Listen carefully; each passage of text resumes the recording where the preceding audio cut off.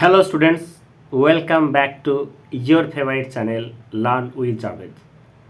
আশা করি প্রত্যেকে ভালো আছো এবং সুস্থ আছো এবং সবার এক্সাম খুবই ভালো চলছে।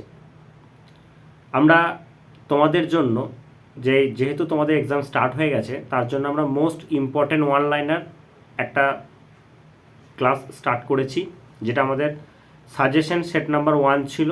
আজকে আমরা সাজেশন সেট নাম্বার 2 পড়ব। এই ক্লাসটা তোমাদের এক্সামের সময় এই জন্যই করা হচ্ছে, যাতে করে এই যে টপিকগুলো আমরা বলছি এগুলো হচ্ছে মোস্ট ইম্পর্ট্যান্ট টপিক। এই টপিকগুলো থেকে আমরা দেখেছি বিভিন্ন সেটেতে প্র্যাকটিস সেট করতে গিয়ে দেখেছি যে সব থেকে বেশি কোশ্চেন এসছে এই টপিকগুলো থেকে। তার জন্য আমরা কি করেছি, তোমাদের এক্সামের আগে সেই সমস্ত টপিকগুলোকে তোমাদের সামনে হাইলাইট করে দিচ্ছি, যাতে করে ওই টপিকগুলো তোমরা অবশ্যই যেন একবার রিভিশন করে যাও, কারণ ওখান থেকেই তোমাদের ম্যাক্সিমাম কোশ্চেন্স কিন্তু পড়বে। তোমাদেরকে বলেছি, আমরা যখন এই ক্লাসগুলো যখন স্টার্ট করেছিলাম, আমাদের টার্গেট ছিল তোমার 35-এর মধ্যে 30+ কোশ্চেন স্কোর করা, এবং আমাদের ফার্স্ট সেমিস্টারের এটাই হচ্ছে আমাদের লাস্ট ক্লাস। তারপরে আমরা যখন সেকেন্ড সেমিস্টার শুরু হবে, তখন আমাদের second semester topic wise class আমাদের কিন্তু চলবে। তো আপাতত তোমরা জানো যে আমরা প্রায় 300+ কোশ্চেন প্র্যাকটিস করেছি, এবং সে সমস্ত কোশ্চেনের লিঙ্ক আমি ভিডিও ডেসক্রিপশনে দিয়ে দেবো। এবং অবশ্যই যারা এই ভিডিওটা প্রথম দেখছো, তারা আগে কিন্তু পার্ট 1 সাজেশন পার্ট 1-এর ভিডিওটা দেখো। ওই 20 মিনিটের একটি ভিডিও আছে, সেখানে আমরা একদম ওয়ার্ক এনার্জি পাওয়ারের আগে পর্যন্ত আমরা কমপ্লিট করেছি। আজকের যে ক্লাস আছে সেই ক্লাসেতে আমরা টোটাল 3টে টপিক আছে, সেটা হচ্ছে ওয়ার্ক পাওয়ার এনার্জি, স্ট্যাটিক আর রোটেশনাল মোশন।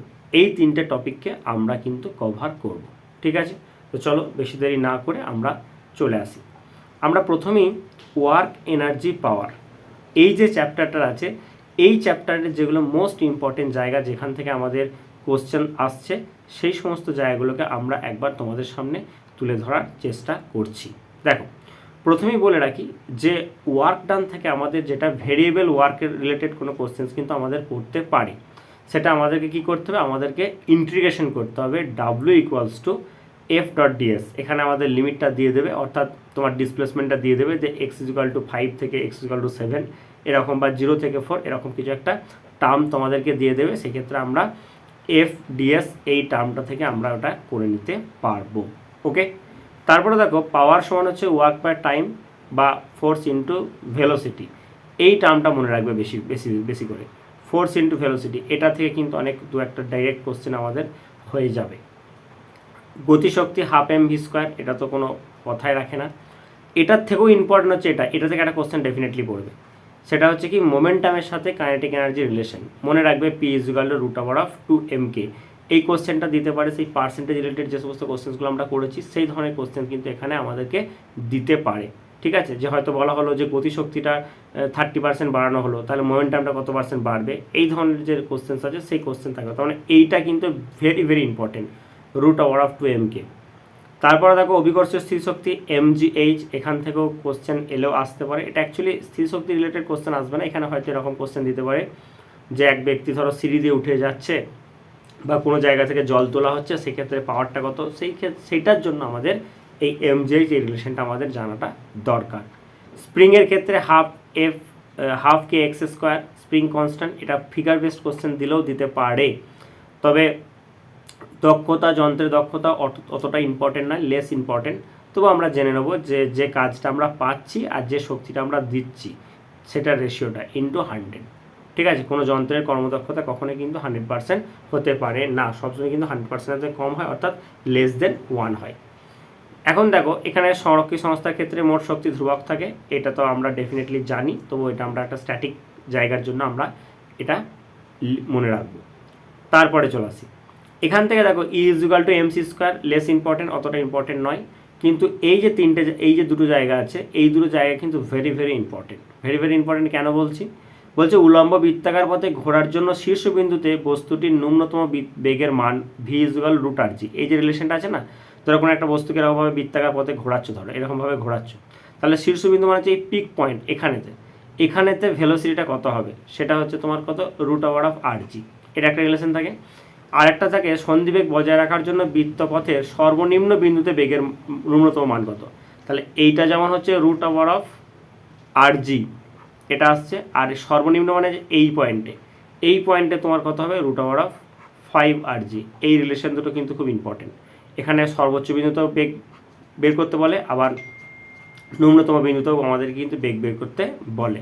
ওকে, তারপরে দেখো এটা তো আমরা অলরেডি আগে পড়ে নিয়েছি নিউটনস লস অফ মোশনেতে, সেক্ষেত্রে এটা আমাদের দরকার নাই যে সংঘর্ষের আগের ভরবেগ আর সংঘর্ষের পরে ভরবেগটা সমান হয়, আর এটাও ইম্পর্টেন্ট না, এটা পড়ার দরকার নাই। ঠিক আছে, তাহলে এখান থেকে আমি তোমাদেরকে বললাম যে টপিকগুলো ইম্পর্টেন্ট যে জায়গাগুলো, সেই জায়গাগুলোকে তোমাদের সামনে আমি তুলে ধরলাম।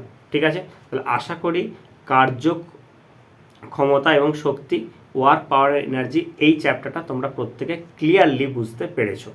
তারপরে আমরা চলে আসছি, এরপরে আমরা দেখো আমাদের যে স্ট্যাটিক যে চ্যাপ্টারটা আছে, স্ট্যাটিক চ্যাপ্টার থেকে আমাদের কি কি করতে হবে সেগুলো আমরা একটু দেখে নিই।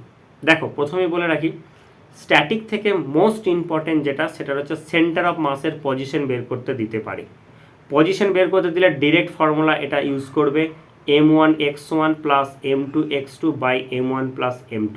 এটা ভেরি ভেরি ইম্পর্টেন্ট এই জায়গাটা, সেটা হচ্ছে সেন্টার অফ মাসের পজিশন, বা এই যে ডিস্টেন্সটা, অ্যাকচুয়ালি পজিশন বলবো না, ঠিক এটাকে বলা হচ্ছে ডিস্টেন্সটা। এই ডিস্টেন্সটা অ্যাক্সিস থেকে কতটা হবে সেটা আমাকে বের করতে হবে, এটা একটা।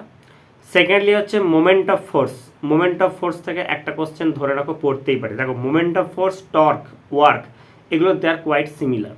ঠিক আছে, তাহলে মোমেন্ট অফ ফোর্স হচ্ছে কি হয়, সেটা হচ্ছে ফোর্স ইন্টু ডিস্টেন্স, আর ক্রস এফ বা আর এফ আর সাইন থিটা বলতে পারি।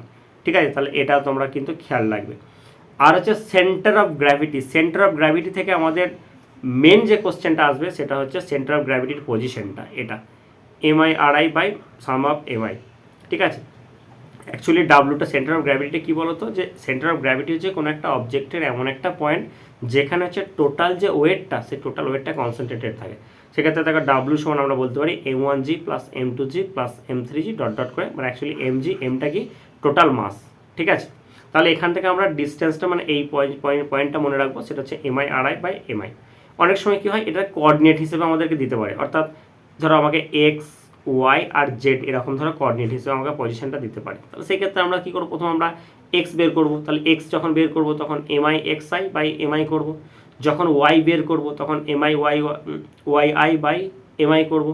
যখন জেড করবো তখন MI Z I by Z MI করবো। ঠিক আছে, তাহলে এরকমভাবে আমরা কোঅর্ডিনেটটাও কিন্তু এইভাবে আমরা বের করে নিতে পারবো। দেখো আমি যে সমস্ত জায়গাগুলো তোমাদেরকে বলছি, আমরা অলরেডি আমাদের যে প্র্যাকটিস সেটের যে ক্লাস করিয়েছি মোস্ট এক্সপেক্টেড এক্সাম সিরিজ, সেখানে কিন্তু আমি এই সমস্ত কোশ্চেনগুলো ছিল এবং সেগুলো কিন্তু আমরা ডেফিনেটলি প্র্যাকটিস করেছি। তোমরা অবশ্যই তোমাদের পরীক্ষার আগে ওই সমস্ত ভিডিওগুলো দরকার পড়লে 1.5x স্পিড হোক বা 2x স্পিড হোক, একবার তোমরা কিন্তু ডেফিনেটলি দেখবে। ঠিক আছে, তারপরে চলে আসি, এরপরে আমরা দেখছি যেটা, সেটা আমাদের লাস্ট যে চ্যাপ্টারটা আছে, সেটা হচ্ছে rotation of rigid body. Rotation of rigid body থেকে আমাদের মেনলি যে ফর্মুলাগুলো মনে রাখতে হবে, যেগুলো থেকে আমাদের ডিরেক্ট কোশ্চেন দিতে পারে, সেগুলো কি, প্রথমে হচ্ছে টর্ক বললাম, torque very very important. Torque, moment of force, couple যেটা বলছি, প্রত্যেকটা কিন্তু একই জিনিস, সেটা টাউ সমান হচ্ছে R cross F, very very important. Moment of inertia, moment of inertia সমান হচ্ছে summation of M into R square, এটাও মোটামুটি ইম্পর্টেন্ট। মোটামুটি নয়, মোমেন্ট অফ ইনার্সিয়া থেকে ভালো ইম্পর্টেন্ট কোশ্চেন আছে, আমরা দেখাবো, দেখবে তোমাদেরকে যে বিভিন্ন যে ফিগার আছে, সেই ফিগারগুলোর মোমেন্ট অফ ইনার্সিয়াটা কত, সেগুলো স্ট্যাটিক কোশ্চেনের জন্য আমরা ওগুলোকে মুখস্থ করে নেব। রেডিয়াস অফ জাইরেশন কে সমান root over of I by M, এই রিলেশনটা আছে। আর এই যে দুটো থিওরেম আছে, একটা প্যারালাল অ্যাক্সিস থিওরেম আর একটা হচ্ছে পারপেন্ডিকুলার অ্যাক্সিস থিওরেম। থিওরেম দুটো আমি বলে দিই, এটা ফিগার বেসড কোশ্চেন দিতে পারে, বাট এই দুটো থিওরেমের কোশ্চেন কিন্তু কমই ছিল সেটাতে আমরা দেখেছি, তবুও আমি তোমাদেরকে একটু বলে রাখলাম। দেখো প্যারালাল অ্যাক্সিস থিওরেম আই সমান হচ্ছে কি ICM plus M into D square. ঠিক আছে, আইসিএমটা কি বলতো, সেন্টার অফ মাসের জন্য যে মোমেন্ট অফ ইনার্সিয়া সেটা, আর এমটা তো মাস অফ দ্য অবজেক্ট, আর ডিটা কি, ডিটা হচ্ছে অরিজিন থেকে ডিস্টেন্সটা, অরিজিন থেকে অবজেক্টের ডিস্টেন্সটা হচ্ছে ডি, তাহলে এটা হলো ICM plus M into D square. এটা হচ্ছে প্যারালাল অ্যাক্সিস থিওরেম। নেক্সট আছে perpendicular axis theorem. Perpendicular axis থিওরেমটা কি আছে বলতো, পারপেন্ডিকুলার অ্যাক্সিস থিওরেম যেটা আছে সেটা হচ্ছে I X plus I Y equals to I Z. এটা কেসটা কী বলতো, এটা হচ্ছে তোমার মোমেন্ট অফ ইনার্সিয়া এক্স অ্যাক্সিসের রেসপেক্টিভলি, ওয়াই অ্যাক্সিসের রেসপেক্টিভলি, এদের যোগফলটা হচ্ছে জেড অ্যাক্সিসের রেসপেক্টিভলি যোগফলের সঙ্গে সমান হবে। ঠিক আছে, এই যে তিনটে থিওরেম, মানে দুটো থিওরেম আছে, প্যারালাল অ্যাক্সিস থিওরেম আর পারপেন্ডিকুলার অ্যাক্সিস থিওরেম। তো মোটামুটি এই দুটো থিওরেম থেকে কোশ্চেন্স কিন্তু সেটা খুব কমই ছিল। তবুও এই দুটোর মধ্যে যদি আমাকে বলো তাহলে ডেফিনেটলি আমি বলবো প্যারালাল অ্যাক্সিস থিওরেমটা বেশি ইম্পর্টেন্ট। ঠিক আছে, আশা করি এই জায়গাটা তোমরা প্রত্যেকে বুঝতে পেরেছো। এরপরে তোমাদের সামনে একটা জায়গা আমি তুলে ধরার চেষ্টা করছি। এই জায়গাটা এখান থেকে কি হচ্ছে, এই যে ছকটা যেটা রয়েছে না, এটাকে তোমরা একটু মুখস্থ করার চেষ্টা করো। কি হবে তোমাদের, এটা যদি তোমরা দেখো তাহলে তোমরা দেখতে পাবে যে এখানেতে বিভিন্ন যে ফিগারগুলো আছে সেই ফিগারের আমরা কিন্তু মোমেন্ট অফ ইনার্সিয়াটা ডিরেক্টলি আমরা এখানে মনে রাখতে পারবো বা মনে রাখার চেষ্টা করব। এগুলো সবগুলো করতে হবে না, যেগুলো যেগুলো বেশি বেশি ইম্পর্টেন্ট আমি সেই সমস্ত জায়গাগুলো তোমাদের সামনে তুলে ধরার চেষ্টা করছি। দেখো,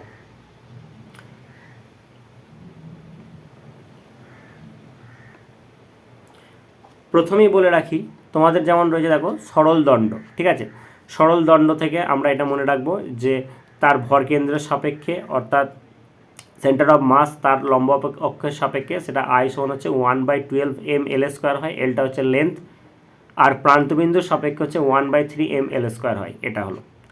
তারপরে দেখো বৃত্তাকার রিংয়ের ক্ষেত্রে ভরকেন্দ্রগামী লম্ব অক্ষ সাপেক্ষে আই সমান m×r² হয়, আর ব্যাসের সাপেক্ষে 1/2 mr² হয়। তারপর দেখো বৃত্তাকার চাকতি, সেক্ষেত্রে 1/2 mr² হচ্ছে ভরকেন্দ্রগামী লম্ব অক্ষের সাপেক্ষে, আর ব্যাসের সাপেক্ষে 1/4 mr²। ঠিক আছে, বলয়াকার এটা করার দরকার নেই, চাকতি পর্যন্ত থাক, বলয়াকার দরকার নেই। আয়তাকার পাঁচটা একটু দেখে রাখবে, সেটা হচ্ছে এইটা হচ্ছে 1/12 ml² b², আর প্রস্থের অক্ষের সাপেক্ষে সেটা হচ্ছে 1/12 ml²। নিরেট গোলক এটা দেখে রাখবে, এটা হচ্ছে 2/5 mr², আর এটা হচ্ছে 7/5 হচ্ছে mr²। ওকে, পাতলা গলীয় খোলক এটা ওই গলীয় যে সমস্ত জিনিসগুলো আছে সেগুলো একটু দেখে রাখবে। আর এখানে চোং থেকে তোমার নিরেট চোংটা করবে, নিরেট চোং হচ্ছে 1/2 mr², আর এটা করার দরকার নেই। আর নিরেট চোং আর ফাঁপা চোং এই দুটো 1/2 আই সমান হচ্ছে m×r², আর এই দিকটা রয়েছে m×1/2 r² প্লাস 1/12 l², ব্যাস এইটাই। আর এই নিরেট শঙ্কু বা এগুলো কোনো কিছু করার দরকার নেই।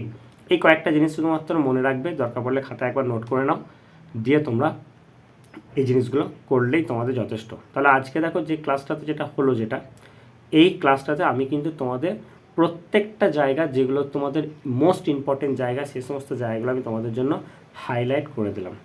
ওকে, আশা করি প্রত্যেকেই ব্যাপারটা বুঝতে পেরেছ। তাহলে আজকের ভিডিওটা আমরা এখানেই শেষ করলাম, এবং আমাদের ফার্স্ট সেমিস্টারের এটাই হচ্ছে লাস্ট ক্লাস। আশা করি প্রত্যেকে ভালোভাবে পড়াশোনা করেছো এবং খুবই ভালো প্রিপারেশন তোমাদের আছে। তোমরা এই সমস্ত জায়গাগুলো যেগুলোকে আমরা এই দুটো ভিডিওর মাধ্যমে হাইলাইট করলাম সেই সমস্ত জায়গাগুলো এক্সামের আগে অবশ্যই একবার দেখে যেও। ভিডিওটা যদি তোমাদের ভালো লাগে, তোমাদের যদি কিছু হেল্প হয়ে থাকে, তাহলে অবশ্যই লাইক, শেয়ার এবং কমেন্ট করতে ভুলবে না। আর আমাদের চ্যানেলে খুব শীঘ্রই তোমাদের এক্সামের পর আমাদের সেকেন্ড সেমিস্টারের ক্লাস কিন্তু আমাদের শুরু হয়ে যাবে। থ্যাংক ইউ প্রত্যেককে, সবাই খুব ভালোভাবে পড়াশোনা করো এবং খুব ভালোভাবে এক্সাম দাও। প্রত্যেককে অল দ্য বেস্ট। তোমাদের সাথে দেখা হচ্ছে নেক্সট ক্লাসে।